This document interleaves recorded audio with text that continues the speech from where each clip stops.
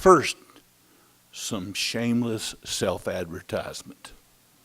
On the 12th of July, Jubilee Community and Michael Burch Productions will be hosting a fundraising storytelling event for Room at the Inn, which I'm very passionate about because this is a way that we are helping the women of Asheville move from homeless on the street to being able to live independently and productively, and we hope a hell of a lot happier. That will take place the 12th of July. We're starting at 6:30, and it should be over no later than 9 o'clock. We're going to have 4 storytellers. At this time, Gwenda Ledbetter has committed to being one of my storytellers, and when she told me she would, I almost fainted because I love that woman. She is such a wonderful resource for our community. The following day, the 13th, at Stories from Asheville's Front Porch, I will be telling. And I hate that it's the same day as the Toe River, so I guess I'll have to get me a police escort to get out there. But anyway, now on to the story. This is a fairly new one. This is the second time I've told it. I must say that Mary in the story has given me editorial permission and approval to tell this story, and that I would like very much to have you tell me afterwards your reaction to it and how you feel about it.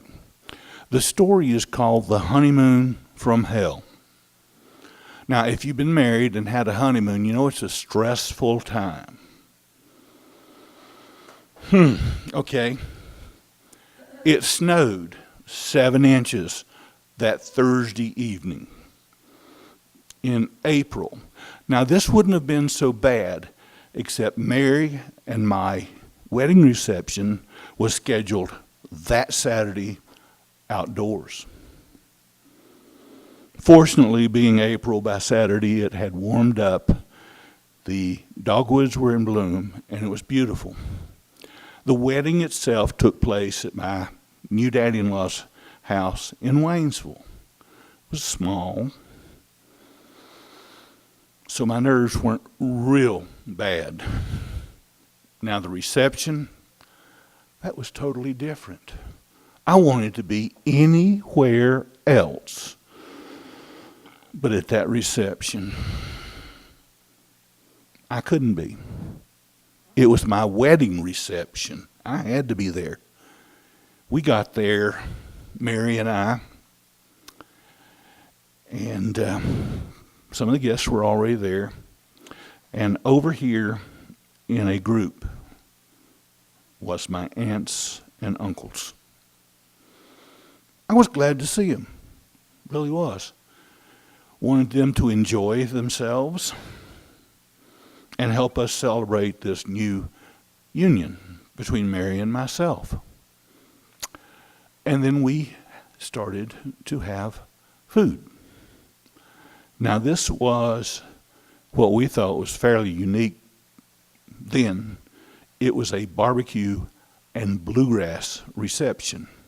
Some friends of mine from college had formed a bluegrass band and had volunteered to show up and play music. Now, you may laugh, but they were good. And on top of that, my new stepson and stepdaughter had bought 2 kegs of beer. So we were going to have a good time. But back to the food. There they were in the front of the line. Uncle Royce, Aunt Gwen, and Aunt Linda Marie, with plates that could not hold anymore. It looked like they were at one of those one helping salad bars, or on the other hand, at a Baptist dinner on the ground. I don't know what your religion is, but I was raised Baptist, and Baptists like to eat. and they piled on. And the worst part about it was all three of them, and as I looked down the line, the rest of my relatives had at least 3 pieces of chicken on their plate. Now, this was the problem because at the time I was working for a man who did not eat pork or seafood. And Mary and I had ordered the chicken especially so that Fred and his family could enjoy a meal with us. By the time Fred and his family showed up, the only evidence of chicken was a few crumbs in the bottom of the tray. I wanted out of there right now. Couldn't do it. We had to cut the wedding cake. Now, the wedding cake was really special because a friend of ours had made us a 3-layer carrot wedding cake with cream cheese icing, which is one of my favorite cakes. And we stood in anticipation as they wheeled it into the room on a cart. It was magnificent until they hit that bump where the threshold was, and it all slid to one side, and the top layer hung over the edge of the one below it, looking like it was ready to tip and flop and flip into the floor. As we say in Haywood County, it was leaning toward Leatherwoods terribly.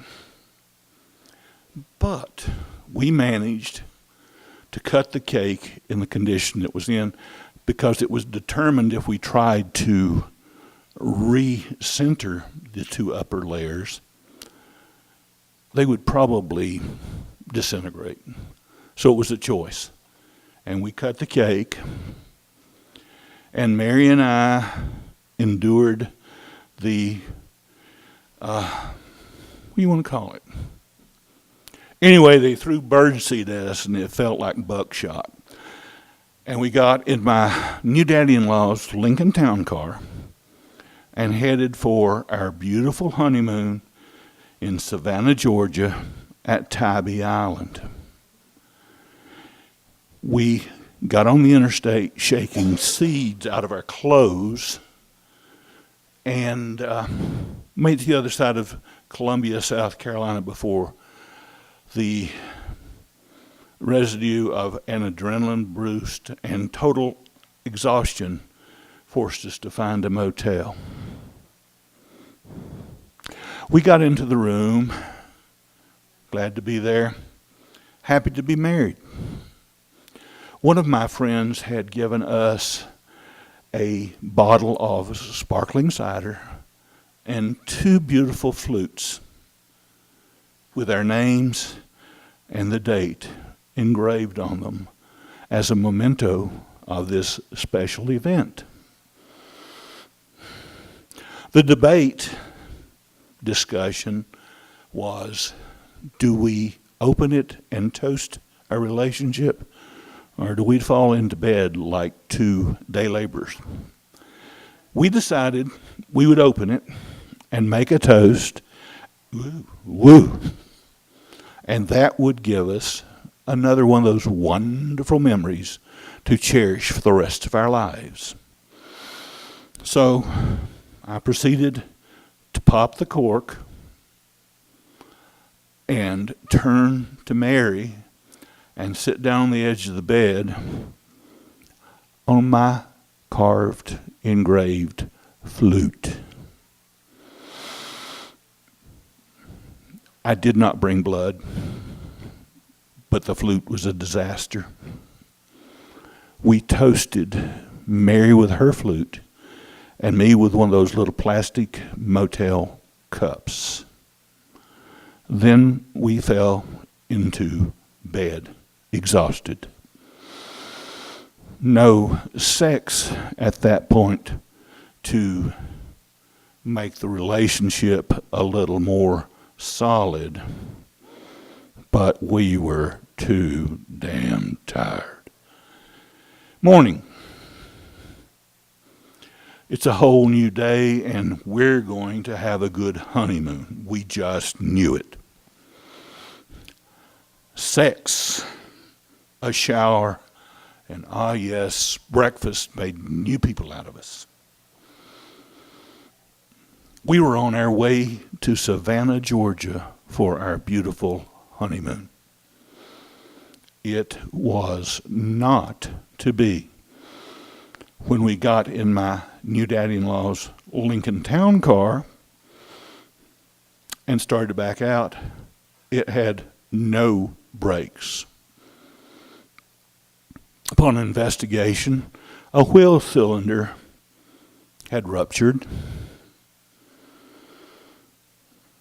We were in the outskirts of Columbia, South Carolina. On inquiry, there was one place within 100 miles that was open on Sunday to do mechanical type repairs. I don't know if you are from this area and old enough to remember blue laws. Back in those days, legislatures in the Southeast had decided that they could pass laws to make us go to church on Sunday.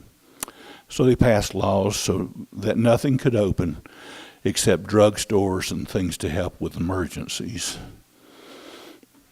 The drive-through restaurants weren't even allowed to open. But fortunately, there was one place in Columbia, South Carolina. It was a Pep Boys. And Pep Boys was open. The only problem was there were several vehicles ahead of us. We would have to wait. April in Columbia, South Carolina can be like July in Asheville. It was hot and it was humid. They did not have a waiting room. We did not have an air-conditioned place to go at all. We sat in my new daddy-in-law's Lincoln Town car and read the state newspaper, which we didn't know much about because South Carolina is a foreign country down there. And we sweated. There was one soda machine available. And sodas aren't my favorite thing to have, but we had some sodas. It was either that or dehydration. Finally, at 3:30 in the afternoon, I hate stand mics. I'd much rather have a wireless one. Anyway, at 3:30 in the afternoon, our car was next. They took it in, and within 45 minutes had us fixed. And we were on our way to our beautiful honeymoon in Savannah, Georgia. It was not to be. We got to Savannah without any trouble and went on out to Tybee Island, where our motel, where Mary had made reservations, was located. It was called the Breakers.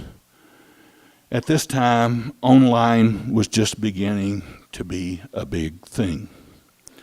The Breakers was beautiful. The pictures made me want to walk out of my room and onto the beach. So Mary had made reservations. We got there to the address of the motel, and it kind of looked the same, but it didn't. In the pictures from online, it was bright white with a beautiful red roof. And this place was kind of gray with kind of a pink roof. I decided that looks couldn't be everything, so I went in to get our key and register. When I opened the door, I was hit by the smell of Vietnamese fish sauce, which is rather pungent. I stepped in, and there, lying in front of the front desk, was a large, emaciated dog, sound asleep. I looked around and started to ring the bell on the desk because there was nobody there. I could hear voices from somewhere that sounded Asian from the tone and inflection. As I continued to look, I noticed that the carpet, or what used to be the carpet, was now 2 runners on each side in the middle of a black, worn strip down the hall. I also noticed that the walls were about this color, except where the picture had fallen, and it was white. I decided discretion was the better part of valor, so I turned and quietly walked out the door. We found another place to stay that was on the beach, but was much more expensive than the Breakers. We were on Tybee Island for our beautiful honeymoon. I bet you can guess what the next line is. It was not to be. We had a good night's rest, a little more sex, and a wonderful breakfast there in the motel. Now, it was time to go walk on the beach. We loved Tybee Island. So we started out arm in arm to walk on the beach. And my sinuses closed up.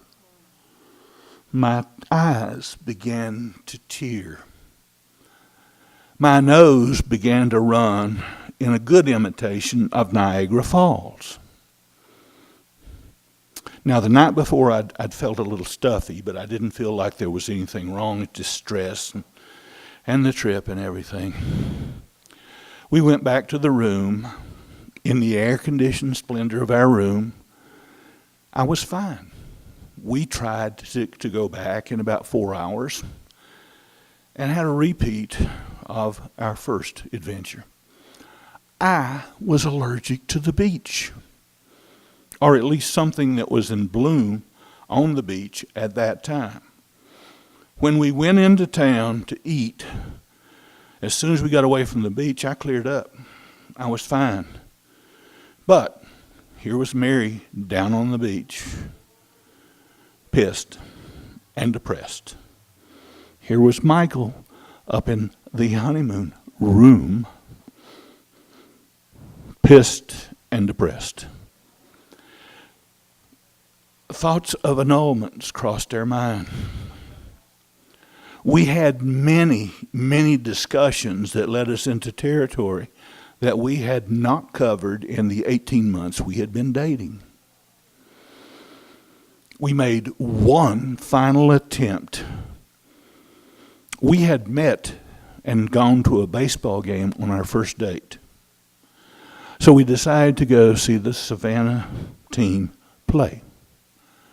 We got to the ballpark, and there was hardly anybody there. It was a beautiful ballpark. It was fairly modern and well kept up, but there weren't many people there. Bought our tickets, went in, found good seats, and we found out why there weren't many people there. Bugs. Little bitty black bugs in your nose, in your eyes, in your ears, and in your mouth, in anything that you bought to drink or to eat. There were literally billions of these bugs. Found out later that this is Savannah's version of the no-see-em. They were just an irritation. They didn't bite a whole lot. We made it to the third inning. Gave up in desperation. Packed our bags and came back to Asheville from what was supposed to be a wonderful honeymoon in Savannah, and looked forward to being in our new home. It was not to be. The work that we had contracted to be done while we were gone to turn this house into a home hadn't been done. In fact, it hadn't even been started. So it continued. As of October the 15th, 2012, the decree of divorce was final.